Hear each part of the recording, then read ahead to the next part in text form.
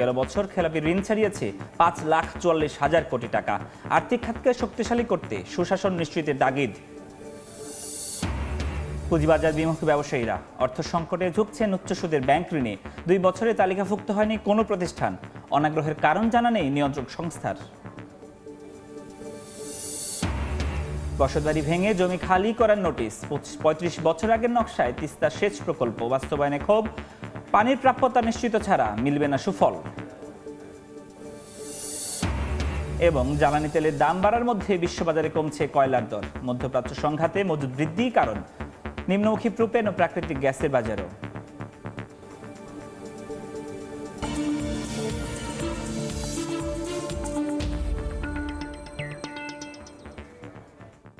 দেখছিলেন শিরোনাম। আমন্ত্রণ জানাচ্ছি দেশ ও দেশের বাইরের অর্থ বাণিজ্যের নানা খবর নিয়ে আমাদের নিয়মিত আয়োজন এ সময়ের বাণিজ্যে। আপনাদের সঙ্গে আছি আমি ফরহাদুর রহমান। জ্বালানি তেল নিয়ে অস্থিরতার পর এবার শঙ্কা জাগাচ্ছে বিদ্যুৎ পরিস্থিতি। গরমে 2 থেকে 3,000 মেগাওয়াট লোডশেডিংয়ের শঙ্কায় বিশেষজ্ঞরা। চাহিদার তুলনায় উৎপাদন সক্ষমতা বেশি থাকলেও মূল বাধা পর্যাপ্ত জ্বালানির অভাব আর বিপুল বকেয়া। যদিও বিদ্যুৎ ও জ্বালানি মন্ত্রী বলছেন পরিস্থিতি সহনীয় রাখতে সর্বোচ্চ চেষ্টা করবে সরকার। ফারুক ভূঁইয়া রবিনের রিপোর্ট। তাপমাত্রা কম থাকলে মোটামুটি স্বস্তি, আর গরম বাড়লেই কম বেশি লোডশেডিং। গেল কয়েক বছর ধরে দেশের বিদ্যুৎ পরিস্থিতি এমনই আবহাওয়া নির্ভর। দেশে এখন পর্যন্ত সর্বোচ্চ বিদ্যুৎ উৎপাদন হয়েছে 16,794 মেগাওয়াট। বিদ্যুৎ বিভাগের পূর্বাভাস, চলতি বছর গরমে সর্বোচ্চ চাহিদা ছাড়াতে পারে 18,000 মেগাওয়াট। বিপরীতে 28,000 মেগাওয়াটের বেশি উৎপাদন সক্ষমতা থাকলেও মূল চ্যালেঞ্জ পর্যাপ্ত জ্বালানির অভাব। আর এই ক্ষেত্রে নতুন করে অনিশ্চয়তা বাড়াচ্ছে ইরান যুদ্ধের প্রেক্ষাপটে সৃষ্ট সংকট। ফলে এবারও কম বেশি লোডশেডিং এর শঙ্কা বিশেষজ্ঞদের। এরই মধ্যে শনিবার রাতে চলতি মৌসুমে প্রথমবারের মতো 1,000 মেগাওয়াট লোডশেডিং হয়। এতগুলা ফ্যাক্টর আছে আমাদের গ্রিডকে ঠিক রাখার ব্যাপারে। 3-4 হাজার মেগাওয়াটেও লোডশেডিংয়ে চলে যেতে পারে। গরম কতখানি পড়বে এটাও ইম্পর্টেন্ট। গরম যদি কম হয় তাহলে হয়তো আমি 2 থেকে 3 হাজার মেগাওয়াট হবে, আর যদি গরম বেশি হয় তাহলে 4,000 মেগাওয়াট পর্যন্ত আমাদের লোডশেডিং চলে যেতে পারে। বিদ্যুৎ খাতে আরেক চ্যালেঞ্জ 45,000 কোটি টাকার বিপুল বকেয়া, যার মধ্যে সবচেয়ে নির্ভরতার কয়লা ভিত্তিক বিদ্যুৎ কেন্দ্রগুলো পায় 11,000 কোটি টাকা, আর বেসরকারি তেল ভিত্তিক বিদ্যুৎ কেন্দ্রগুলোর পাওনা প্রায় 14,000 কোটি টাকা। আমাদের এই যে 7 মাসের যে তেলগুলো আমরা খরচ করে এসেছি, ইম্পোর্ট করে এসেছি, এই বিলগুলো তো আমরা সেটেল করতে পারিনি। সো আমাদেরকে গভর্নমেন্ট যদি এই বিলগুলো সেটেলমেন্টের ব্যবস্থা না করে আমরা কিন্তু ফার্দার এলসি করতে পারবো না। আমাকে যদি ইমিডিয়েটলি পেমেন্ট দেওয়া না হয়, আমরা মিড অফ এপ্রিল থেকে আমরা সিভিয়ার একটা প্রবলেমে ফেস করতে থাকবো। যদিও বিদ্যুৎ ও জ্বালানি মন্ত্রী বলছেন পরিস্থিতি সহনীয় রাখতে সর্বোচ্চ চেষ্টা করবে বিদ্যুৎ বিভাগ। এই যে এত টাকা দেয়, আমার বিদ্যুতের দামও বাড়াতে পারবো না। আমরা চেষ্টা করতেছি যাতে একটা উইন উইন সিচুয়েশনের মধ্যে নিয়ে আসতে পারি, যেটা জনগণও লাভবান হয়, যারা দিচ্ছে তারা লাভবান হয়। এই দুইটার মধ্যে একটা আমাকে সমঝোতা করতে হবে। চলমান সংকটে গ্রাহকদেরও সাশ্রয়ী হওয়ার পরামর্শ নীতি নির্ধারকদের। গত কয়েক বছর ধরেই গরমে অস্বস্তির কারণ লোডশেডিং। একদিকে গ্রাহকের প্রত্যাশা নিরবিচ্ছিন্ন বিদ্যুৎ, অন্যদিকে চাহিদা মাফিক বিদ্যুৎ উৎপাদনে পর্যাপ্ত জ্বালানির অভাব। এই দুই বিপরীতমুখী অবস্থার মধ্যে কতটা সমন্বয় করতে পারে বিদ্যুৎ বিভাগ, সেটি এখন দেখার বিষয়। ফারুক ভূঁইয়া, রবিন, সময় সংবাদ, ঢাকা। আজও রাজধানী সহ দেশের বিভিন্ন জায়গায় পাম্পের সামনে জ্বালানি তেলের জন্য অপেক্ষা করছে লম্বা গাড়ির লাইন। বিস্তারিত জানাতে এই মুহূর্তে রাজধানীর পরিবাগে আছেন সহকর্মী সাইফুল ইসলাম এবং নওগাঁর বাইপাস ফিলিং স্টেশনে আছেন রিপোর্টার এমআর রকি। শুরুতে যাচ্ছি সাইফুলের কাছে।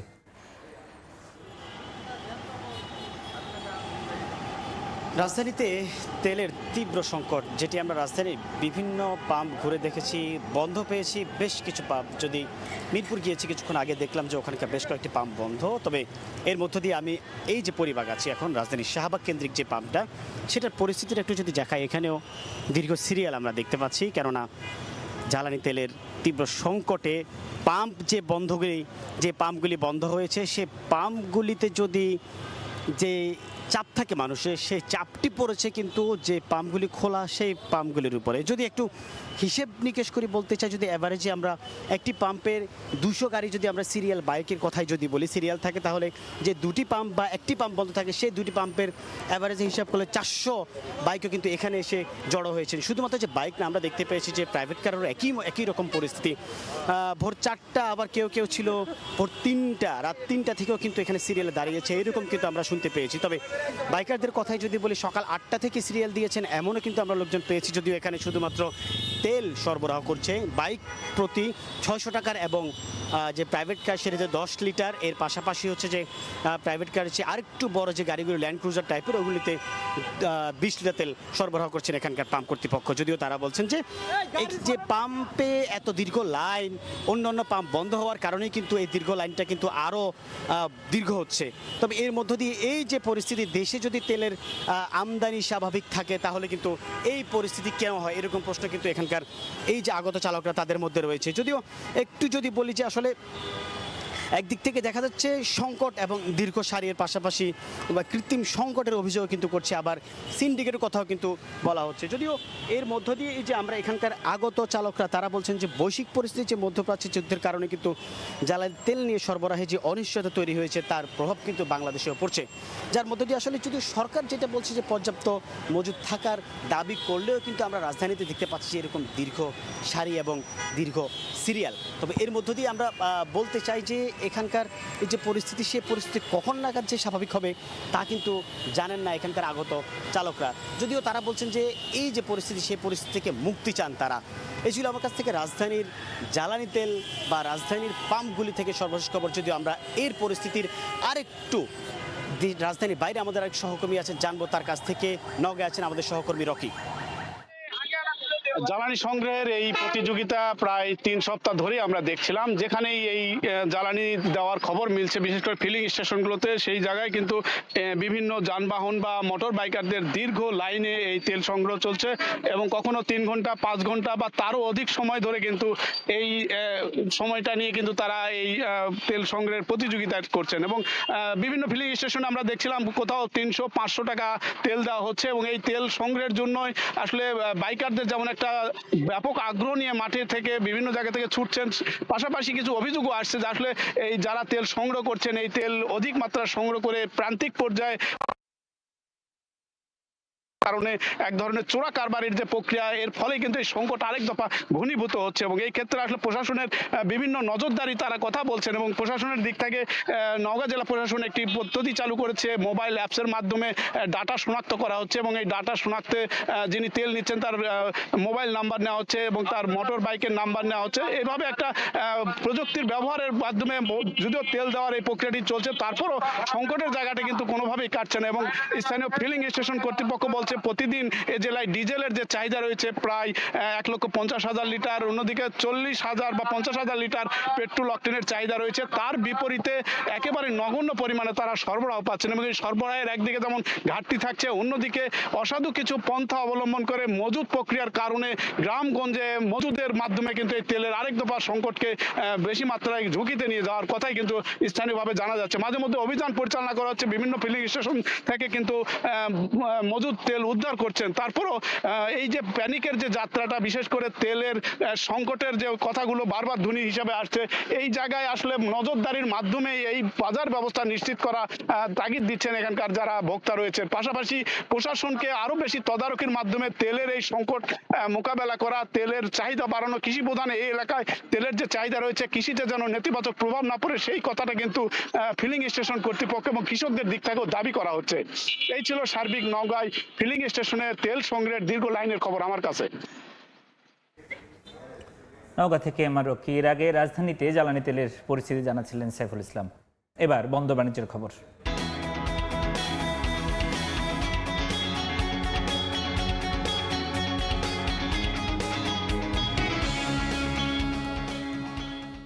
একদিকে পরিবহন ভাড়া বৃদ্ধি, অন্যদিকে ক্রেতা সংকট, যার প্রভাব পড়েছে আমদানি রফতানি বাণিজ্যে।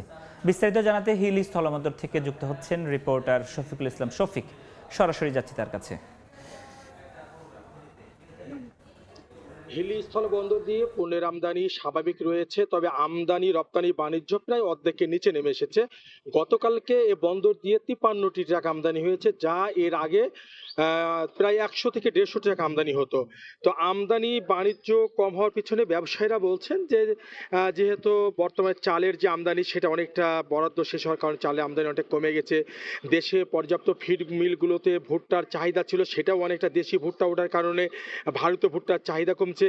তাছাড়া সব থেকে যেটা ব্যবসায়ীরা বলছেন যে পণ্যগুলো আমদানির পরে বন্দর থেকে বিক্রি হয়ে থাকে, সে পণ্যগুলো তারা বেশি আমদানি করে থাকে। তবে সম্প্রতি যে তেলের যে জ্বালানি তেলের যে একটা বিষয় দাঁড়িয়েছে, শুধু বাংলাদেশে না, ভারতে বা বহির্বিশ্বে যে সমস্যার একই সমস্যা, পরিবহন ভাড়া বৃদ্ধি পেয়েছে। পরিবহন ভাড়া বৃদ্ধি পাওয়ার কারণে কিন্তু মূল্যের দাম কিন্তু বেশি দাম হচ্ছে, যে কারণে কিন্তু এখানে পাইকারি ব্যবসা যারা 2-4 ট্রাক ভুট্টা কিন্তু তারা 1 ট্রাক ভুট্টা কিনছে, যারা বেশি কিন্তু তারা অল্প কিনছে। এক্ষেত্রে দেখা যাচ্ছে যে ক্রেতা সংকট অনেকটা, প্রায় 1 সপ্তাহ ধরে বন্দরে তেমন একটা ক্রেতা নাই। আমি আপনাকে যেটা দেখাই যে এই এলাকাটি 10টার পর থেকে শুরু করে পাইকারি ব্যবসায়ীদের মুখরিত হয়ে থাকতো, লোড আনলোড এমন একটা অবস্থা। তো 11টা পার হয়ে গেলেও ভারত থেকে পণ্যবাহী ট্রাক কিন্তু এখনো বন্দরে প্রবেশ করেনি। বাংলা পণ্যবাহী ট্রাক যেটা, সেটাও 2-1টা প্রবেশ করেছে। ট্রাকের কিন্তু একটা সংকট রয়েছে, ভাড়া বৃদ্ধি রয়েছে।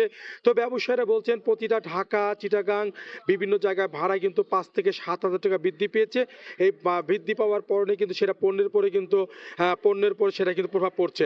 তো সব মিলে যে ব্যবসায়ীরা বলছেন যে যদি তেলের দাম যদি সহনীয় পর্যায়ে না আসে, সেক্ষেত্রে কিন্তু পণ্যের পর সেটা প্রভাব পড়বে, তারা এটাও বলছেন।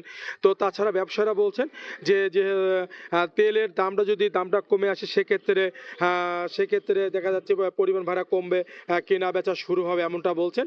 তবে ক্রেতা না থাকলে তো সেই সব পণ্য তারা আমদানি করেন না। তবে আমি আমদানিকারকদের সাথে কথা বলেছি। আমদানিকারক ব্যবসায়ীরা বলছেন যে পণ্যগুলো আমদানি করার পর যদি ক্রেতা না থাকে, তাদেরকে সে পণ্যগুলো বন্দরে রাখার পরে তাদের কিন্তু একটা দৈনিক যে খরচ, সেটা খরচ গুনতে হয়। তারা বলছেন যেহেতু ক্রেতা সংকটে তারা পণ্য কম আমদানি করছেন, তো চাহিদা বাড়লে পণ্যের আমদানি বাড়বে, এটাও তারা বলছেন। হিলি স্থল বন্দর থেকে পণ্য আমদানির রপ্তানি নিয়ে এতটুকু ছিল আমার কাছে সর্বশেষ। হিলি স্থলবন্দর থেকে সহকর্মী শফিকুল ইসলাম শফিক। খেলাপি ঋণ নিয়ে আবারও সরগরম হলো জাতীয় সংসদ। শীর্ষ 20 ঋণ খেলাপির তালিকা প্রকাশ করে অর্থমন্ত্রী জানান, গেল বছরে এই ঋণ ছাড়িয়েছে 5,44,000 কোটি টাকা। 11,117 কোটি 31 লাখ টাকা রয়েছে বর্তমান সংসদ সদস্য তাদের স্বার্থ সংশ্লিষ্ট প্রতিষ্ঠানের কাছে। আর্থিক খাতকে শক্তিশালী করতে সংসদ থেকে সুশাসন প্রতিষ্ঠার তাগিদ দিচ্ছেন অর্থনীতিবিদরা। একদিকে ঊর্ধ্বমুখী ব্যাংক ঋণের সুদহার, অন্যদিকে যেন লাগামহীন খেলাপি ঋণ, যা চাপে ফেলেছে ব্যবসা বাণিজ্য ও দেশের আর্থিক খাতকে। এই অবস্থায় সোমবার জাতীয় সংসদে সংসদ সদস্য আবুল হাসনাতের প্রশ্নের উত্তরে অর্থমন্ত্রী জানান, গেল বছর শেষে দেশে খেলাপি ঋণ দাঁড়িয়েছে 5,44,831 কোটি টাকা। প্রকাশ করেন শীর্ষ 20 ঋণ খেলাপি প্রতিষ্ঠানের তালিকাও, যার মধ্যে 5টি রয়েছে আলোচিত এস আলম গ্রুপের দখলে। বর্তমান সংসদ সদস্য তাদের স্বার্থ সংশ্লিষ্ট প্রতিষ্ঠানে খেলাপি ঋণের পরিমাণ 11,117 কোটি 31 লাখ টাকা। এমন তথ্য জানিয়ে অর্থমন্ত্রী বলেন, আদালতের নির্দেশনা অনুযায়ী 3,330 কোটি 8 লাখ টাকার খেলাপি ঋণ খেলাপি হিসেবে দেখানো হয়নি। এমন অবস্থায় ক্ষমতার দাপট মুক্ত করে আর্থিক খাতকে শক্তিশালী করতে সংসদ থেকে দৃষ্টান্তমূলক উদ্যোগ নেয়ার তাগিদ দিচ্ছেন অর্থনীতিবিদরা। শুধু তালিকা প্রকাশ নয়, বরং সংসদ থেকে এমন কঠোর আইন প্রণয়ন করতে হবে এবং এমন একটি রাজনৈতিক সংস্কৃতি বা নৈতিকতা ঠিক করতে হবে যাতে করে আর্থিক সুশাসন প্রতিষ্ঠা এবং ঋণ খেলাপিদের বিরুদ্ধে কঠিন শাস্তি প্রয়োগ করা নিশ্চিত হয়। এবং এটা করতে পারলেই বরং আর্থিক খাতে একটা শৃঙ্খলা প্রতিষ্ঠিত হবে এবং এর মাধ্যমে অর্থনীতিকে শক্তিশালী করা যাবে। যেসব ব্যাংকের 10% বেশি শ্রেণীকৃত ঋণ রয়েছে, সেসব ব্যাংকের শীর্ষ ব্যবস্থাপনার সঙ্গে প্রতি 3 মাসে বৈঠক করে খেলাপি ঋণ আদায়ের সমস্যা চিহ্নিত করে সমাধানের পরিকল্পনা নেওয়া হচ্ছে বলেও জানান অর্থমন্ত্রী। ধন্যবাদ আপনাকে। সিলিয়া সুলতানা, সময় সংবাদ, ঢাকা। সম্মিলিত ইসলামী ব্যাংকের বিষয়ে সংবাদ সম্মেলনে কথা বলছেন বাংলাদেশ ব্যাংকের ভারপ্রাপ্ত মুখপাত্র শাহরিয়ার সিদ্দিকী। সরাসরি চলে যাচ্ছে সেখানে। ওনারা বাংলাদেশ ব্যাংক সেই জায়গাটা পরিশোধের জন্য অলরেডি নির্দেশনা দিয়েছেন এবং সেই মোতাবেক কাজ হবে।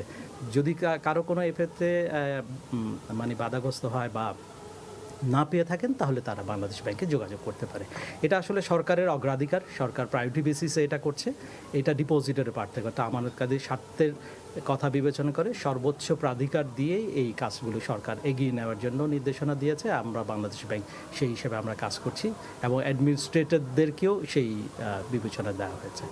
এখন সম্মিলিত ইসলামী ব্যাংকের কার্যক্রমের জন্য যে প্রসেসগুলো আছে সেগুলো আসলে একটা প্রক্রিয়ার ব্যাপার। আপনারা জানেন যে এমডি নিয়োগের বিষয়টা একটা প্রক্রিয়ার ব্যাপার আছে, অর্থাৎ এমডি নিয়োগের জন্য নতুন করে বিজ্ঞাপন দেওয়া হয়েছে, অ্যাপ্লিকেশনে সংগ্রহ হয়েছে, সেগুলো প্রসেসিং চলছে।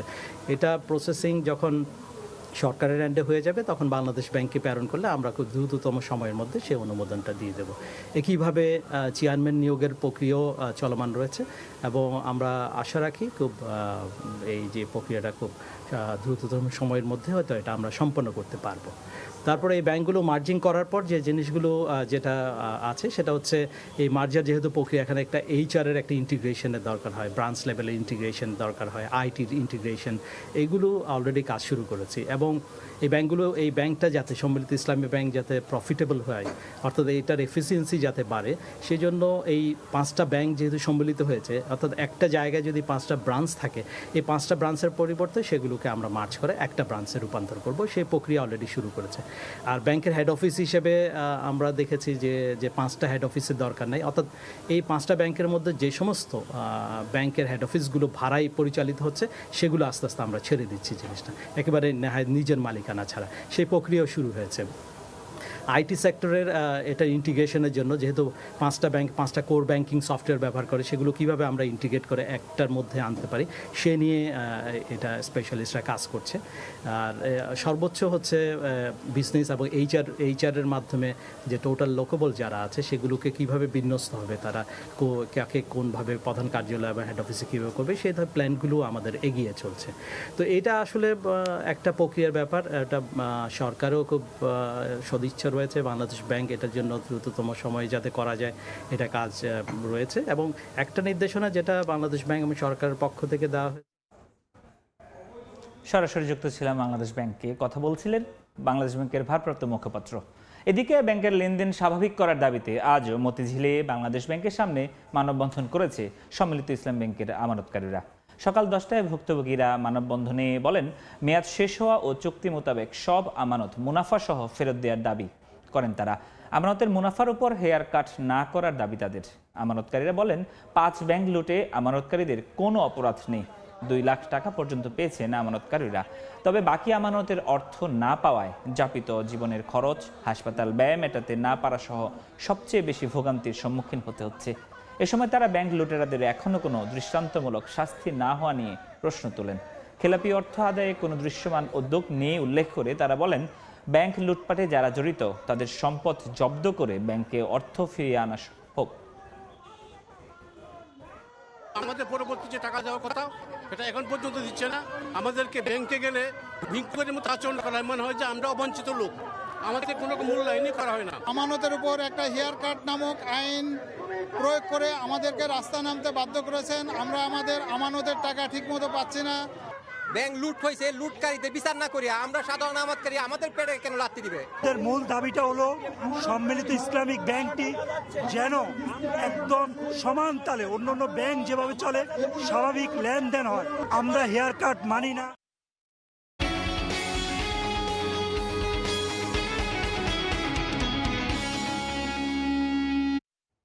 পুঁজিবাজার থেকে অর্থ সংগ্রহ না করে উচ্চ সুদের ব্যাংক ঋণ নির্ভর হচ্ছেন ব্যবসায়ীরা। এজন্য দুর্বল বাজার ব্যবস্থাপনাকে দায়ী করছেন তারা। তথ্য বলছে, পুঁজিবাজারে গেল 2 বছরে আসেনি নতুন কোনো প্রতিষ্ঠান। কেন বারবার তাগাদা দেওয়া সত্ত্বেও বাজারমুখী হচ্ছে না কোম্পানিগুলো, সেই কারণ জানা নেই খোদ নিয়ন্ত্রণ সংস্থারও। বিস্তারিত তোফাজ্জল হোসেনের রিপোর্টে। ব্যবসা সম্প্রসারণে মূলধন সংগ্রহ অথবা বিনিয়োগ বাড়াতে ব্যাংক ঋণের উচ্চ সুদেই ভরসা রাখছেন ব্যবসায়ীরা। অথচ আইপিওর মাধ্যমে পুঁজিবাজার থেকে সহজে তহবিল সংগ্রহের সুযোগ থাকলেও গত 2 বছরে আগ্রহ দেখায়নি নতুন কোনো কোম্পানি। অবশ্য এর আগের 5 বছরে আইপিওর মাধ্যমে 52টি কোম্পানি পুঁজিবাজার থেকে সংগ্রহ করেছে প্রায় 8,000 কোটি টাকা।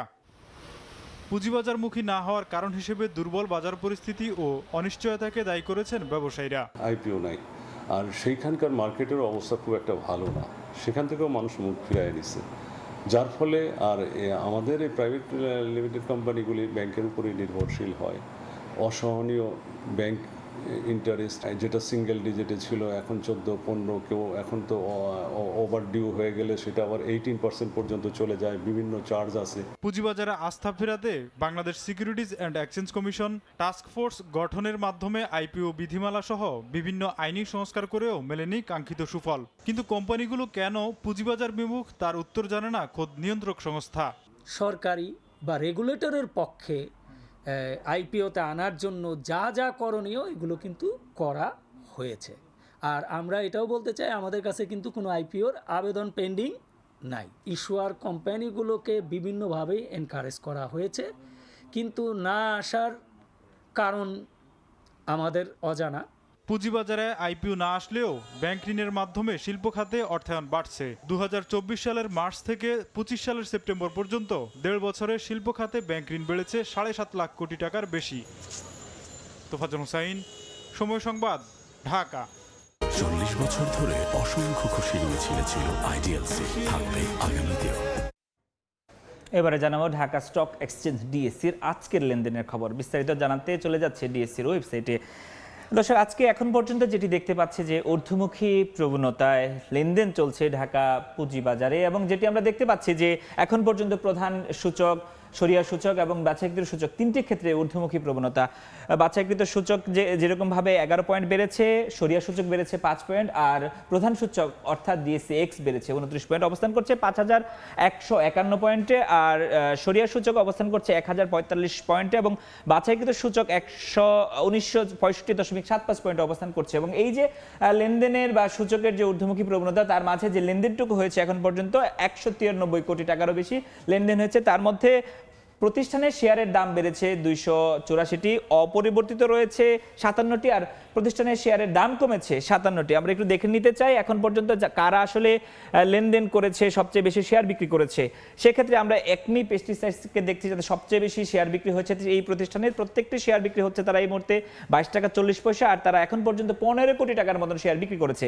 এবং তার পরবর্তী অবস্থানে আছে লাভেলো, টেকনোড্রাগস, বিডি অটোকার্স এবং কেডি সল্ট। এই যে 5টি প্রতিষ্ঠান, তারা এখন পর্যন্ত আমরা দেখতে পাচ্ছি যে শেয়ার বিক্রিতে তাদের প্রতিষ্ঠানের শেয়ার তার প্রত্যেকে বেশি করে বিক্রি করেছে। আর এই যে প্রতিষ্ঠানদের শেয়ার আমরা দেখতে পাচ্ছি তাদের মধ্যে সবচেয়ে বেশি দর উঠেছে বিডি অটোকার্সের 197 টাকা 40 পয়সা। তারা কিন্তু তাদের প্রত্যেকটি শেয়ার এই মুহূর্তে বিক্রি করছে এবং বিক্রি হচ্ছে। আর তাদের মোট শেয়ার বিক্রি হচ্ছে এখন পর্যন্ত 6 কোটি। অর্থাৎ প্রথম দুটি শীর্ষ যে দুটি প্রতিষ্ঠানের শেয়ার বিক্রির কথা বলছে, তার প্রত্যেকেই 15 কোটি টাকার মতো তাদের শেয়ার বিক্রি করেছে। পাশাপাশি বাকি 3 প্রতিষ্ঠান 6 কোটি টাকারও বেশি শেয়ার বিক্রি করেছে। তো এই ছিল এখনকার পর্যন্ত ডিএসসির সবশেষ আপডেট। 1400 কোটি টাকা ব্যয়ে তিস্তা সেচ ক্যানেল সংস্কার ও সম্প্রসারণ প্রকল্প বাস্তবায়ন করছে পানি উন্নয়ন বোর্ড। দীর্ঘ সময় পর প্রকল্পের সম্প্রসারণের কাজ শুরু করায় বসতবাড়ি, আবাদি জমি এমনকি সড়কও রয়েছে নকশায়। যদিও পানি উন্নয়ন বোর্ডের দাবি এসব জমি অধিগ্রহণ করা হয়েছে 80-র দশকে। অধিকার কর্মীদের মতে পানির প্রাপ্যতা নিশ্চিত না করে শুধু এই প্রকল্প সরকারি অর্থের অপচয়। শাকিল মাহমুদের ছবিতে নাজমুল ইসলাম নিশাতের রিপোর্ট। রংপুরের গঙ্গাচড়া উপজেলার আলমবিদিতর ইউনিয়নের ব্রহ্মোত্তর পাড়া, বসবাস শতাধিক পরিবারের। কয়েক প্রজন্ম ধরে গড়ে ওঠা এই জনপদের উপর দিয়েই নির্মাণ করা হবে তিস্তা সেচ ক্যানেলের সম্প্রসারিত অংশ। স্থানীয় বাসিন্দা মনোরা বেগম জানালেন, শত বছরের বেশি সময় ধরে তার পূর্বপুরুষরা এই ভিটাতেই বসবাস করছেন। বেশ কিছুদিন আগে পানি উন্নয়ন বোর্ড কর্তৃপক্ষ সীমানা নির্ধারণ করে দিয়েছেন। বাড়ি ভেঙে জমি খালি করার নোটিশও দেওয়া হয়েছে। বাড়ি সরান না সরান আমরা ভাঙ্গি দেবো, এই মাইকিং করে যায় আমরা 7 দিনত ভাঙ্গি দেবো। এই বাড়িটা গেলে আমরা বাসি কেমন করি, কোন তো আমরা করে আর বাড়ি করি, আর আমার জায়গা জমির কিছু নাই। স্থানীয় বাসিন্দাদের অভিযোগ, এসব জমির অনেকটাই পৈতৃক, আবার কেউ কেউ কিনেছেন কষ্টের টাকায়। তবে জমি অধিগ্রহণের বিষয়ে তারা আগে থেকে কিছুই জানতেন না, এমনকি ক্ষতিপূরণের টাকাও পাননি বলে দাবি তাদের। এই বাড়িটা যদি যায় তাহলে একটা টেনশন না, এই টেনশনে কিন্তু স্টক করছে 60, 62, 40 এরকম অনেক তাদের কাগজ আছেই। সাধারণ জনগণ বলতেছি বহুদিন ধরে আমরা এই ক্যানেল চাইনি।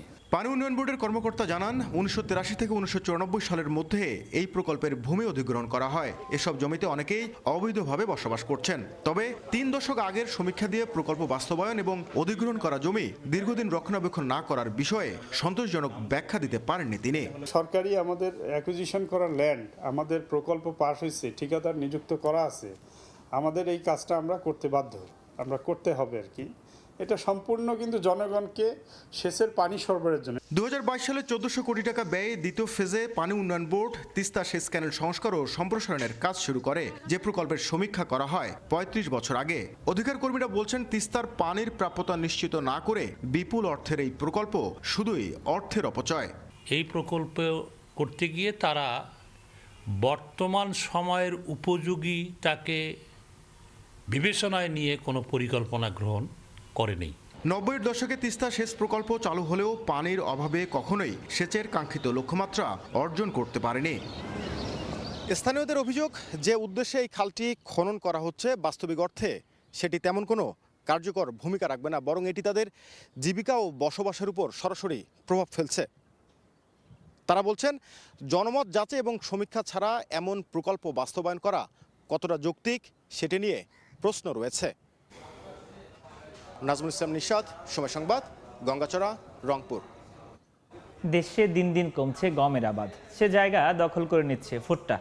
গমের উৎপাদনশীলতা থাকা সত্ত্বেও বিভিন্ন কারণে কৃষক অন্য ফসলের দিকে ঝুঁকছে। দিনাজপুরে চলতি মৌসুমে আবহাওয়া অনুকূলে থাকায় উচ্চ ফলনশীল বাড়ি 33 জাতের গমের বাম্পার ফলনের সম্ভাবনা রয়েছে।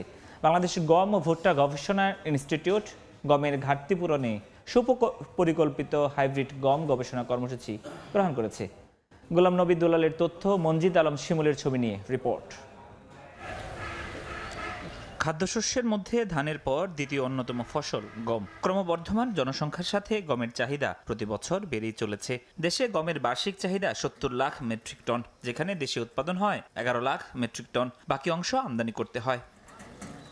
সংশ্লিষ্টরা বলছেন, বর্তমানে জলবায়ুগত বৈশ্বিক সমস্যা, ভালো জাতের অভাব ও অন্যান্য শস্যের তুলনায় লাভ কম হওয়ায় কমছে গমের চাষ ও উৎপাদন। তবে চলতি মৌসুমে দিনাজপুরে উদ্ভাবিত আধুনিক ও উচ্চ ফলনশীল বাড়ি 33 জাতের বীজ ব্যবহারের ফলে গমের উৎপাদন বাড়ছে। এটা বাড়ি গম 33, এটা আমাদের 3 মাস সময় লাগে, আর ফলনও ভালো, বিঘায় 25 থেকে 30 মনের ভিতরে আসে। ফলন খুব ভালো, সবচেয়ে গমের মধ্যে টপ ফলন এই 33-এর। কৃষকগুলো আমরা অবশ্য লাভবান হই, এজন্য এই ফলনটাই বেশি করি। বর্তমানে গমের আবাদ বাংলাদেশ সরকারের অধীনস্থ অনেক রিসার্চ করে উন্নত জাতগুলো নিয়ে আসছে বাংলাদেশ। এখন গমের আবাদ ভালো হচ্ছে। গমের উৎপাদন বাড়াতে সরকারি ও বেসরকারি পর্যায়ে কৃষকদের উৎসাহিত করার তাগিদ দিচ্ছেন বিশেষজ্ঞরা। উৎপাদনশীল আধুনিক যে উচ্চ ফলনশীল নতুন জাতগুলো আছে, তাপ সহনশীল, তারপরে হলো আপনার এই রোগ প্রতিরোধী, লবণাক্ততা সহিষ্ণু, এই জাতগুলো যদি আমরা সেইখানে সম্প্রসারণ করতে পারি তাহলে সারা দেশে গমের মোট উৎপাদন বাড়বে বলে আমরা আশা করি। এদিকে বাংলাদেশ গম ও ভুট্টা গবেষণা ইনস্টিটিউট বলছে, উৎপাদন বাড়িয়ে আমদানির চাপ কমানোর লক্ষ্যে হাইব্রিড গম গবেষণা কর্মসূচি নেওয়া হয়েছে। আমরা গত 2 বছর হাইব্রিড গমের লোকাল হাইব্রিড গম উৎপাদন করেছি এবং সেই হাইব্রিড গমগুলো আমরা বিভিন্ন আমাদের আঞ্চলিক কার্যালয় এবং প্রধান কার্যালয়ে ট্রায়াল দিয়েছি। ট্রায়ালে দেখা গেছে যে আমাদের জাতগুলো 8 থেকে 26% পর্যন্ত ইল্ড ইনক্রিজ করেছে বেস্ট চেকের তুলনায়। এটা খুবই আশার কথা যে আমরা অল্প সময়ের ভেতরেই আমাদের লোকাল হাইব্রিড গমের উত্তম ইল্ড ইনক্রিজ পেয়েছি। 2025-26 মৌসুমে দিনাজপুরে 7,275 হেক্টর জমিতে গম চাষের লক্ষ্যমাত্রা নির্ধারণ করা হয়েছে, যদিও 2018 সালে জেলায় 10,000 হেক্টর জমিতে গম আবাদ হয়েছিল। সময় সংবাদ, দিনাজপুর। লায়ন কর্পোরেশন ও কল্লোল লিমিটেডের যৌথ উদ্যোগে গঠিত lion Kallol limited Bangladesh special economic জোনে একটি অত্যাধুনিক ম্যানুফ্যাকচারিং প্ল্যান্ট চালু করেছে। প্রতিষ্ঠানটি জানিয়েছে 3.3 হেক্টর জমির উপর প্রতিষ্ঠিত এই প্ল্যান্টে ডিশ ওয়াশিং লিকুইড, টুথব্রাশ সহ বিভিন্ন হোম কেয়ার ও পার্সোনাল কেয়ার পণ্য উৎপাদন করা হবে। শিমিজি কর্পোরেশনের নকশা ও নির্মাণে গড়ে ওঠা এই কারখানায় গুণগত মান নিশ্চিতকরণ, নিরাপদ উৎপাদন ব্যবস্থা এবং আধুনিক প্রযুক্তির ব্যবহারে বিশেষ গুরুত্ব দেওয়া হয়েছে। উদ্বোধনী অনুষ্ঠানে লায়ন কল্লোল লিমিটেডের চেয়ারম্যান গো ইচিতানি জানান, নতুন প্ল্যান্টটি বাংলাদেশের প্রতি তাদের দীর্ঘমেয়াদী প্রতিশ্রুতির প্রতিফলন। এ সময় উপস্থিত ছিলেন কল্লোল গ্রুপ অফ কোম্পানিজের ব্যবস্থাপনা পরিচালক গোলাম মোস্তফা, লায়ন কল্লোল লিমিটেডের ফ্যাক্টরি অপারেশনসের পরিচালক তাকাশি ওচিয়াই সহ প্রতিষ্ঠানটির ঊর্ধ্বতন কর্মকর্তারা।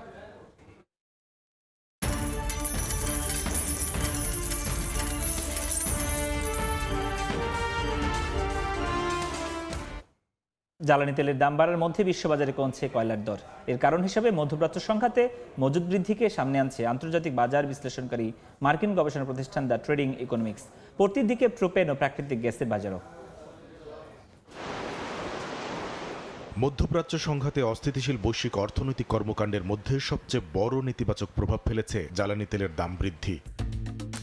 আন্তর্জাতিক বাজার বিশ্লেষণকারী মার্কিন গবেষণা প্রতিষ্ঠান দ্য ট্রেডিং ইকোনমিক্সের তথ্য, গেল এক সপ্তাহে অপরিশোধিত জ্বালানি তেল ওয়েস্ট টেক্সাস ইন্টারমিডিয়েটের দাম 13.71% বেড়ে মঙ্গলবার সকালে প্রতি ব্যারেল বিক্রি হয় $115.20। ব্রেন্ট ক্রুডের দাম এক সপ্তাহে 7% বেশি বেড়ে এদিন সকালে ছাড়ায় $111।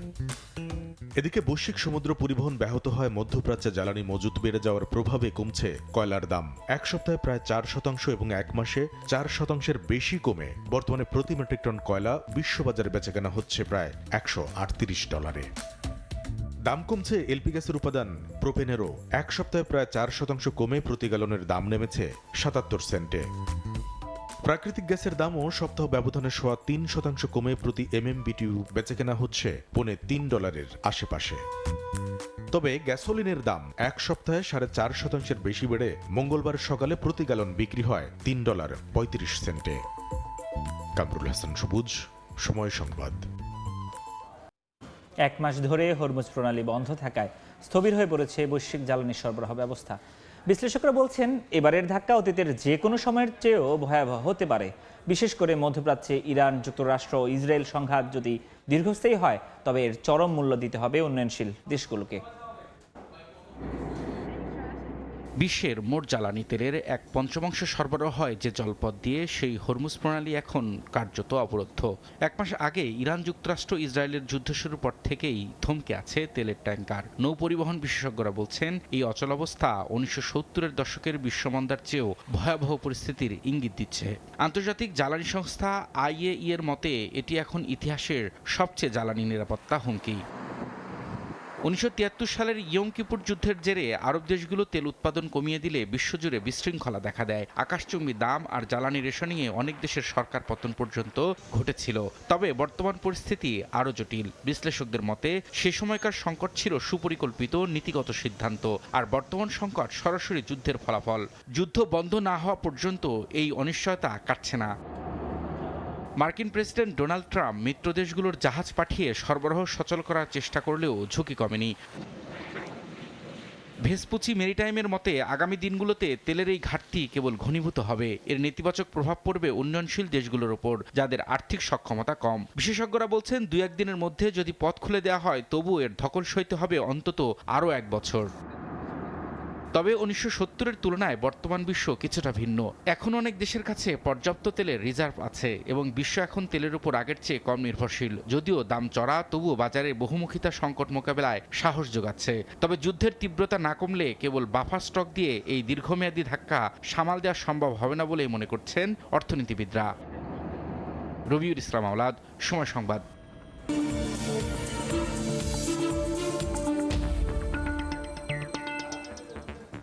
এই ছিল এই সময়ের বাণিজ্যে। দুপুর 12টার সময় সংবাদ নিয়ে সঙ্গে থাকবেন মাহাদ ইসলাম ধ্রুব।